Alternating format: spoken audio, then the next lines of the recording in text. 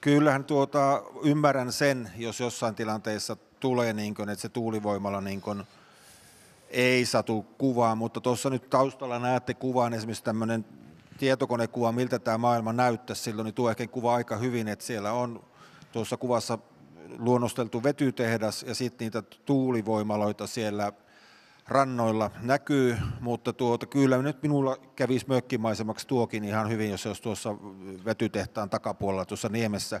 Ja huomioikaa sitten, että sinne tulee asfalttitie, jota meillä vähemmän näkyy siellä monesti Itä-Suomessa. Huomioikaa se, että sinne tulee kunnolliset valokaapelijutut ilman muuta, kun ne rakennetaan. Huomioikaa se, että minulla olisi ehkä sitten sairaanhoitoa paremmin saatavilla kuin nyt, kun sitä lähdetään hakemaan 100 kilsan päästä, että jos väistö vähän kasvaa ja muuta, niin se tuo näitä mahdollisuuksia. Eli minä varmaan katselin sitä tuulimyllyä vähän semmoisella katseella, että okei, vähän häiritsee, mutta ehkä kivaa kuitenkin, kun sairaala on nyt vaikka 10 kilsan päässä eikä 100 kilsan päässä.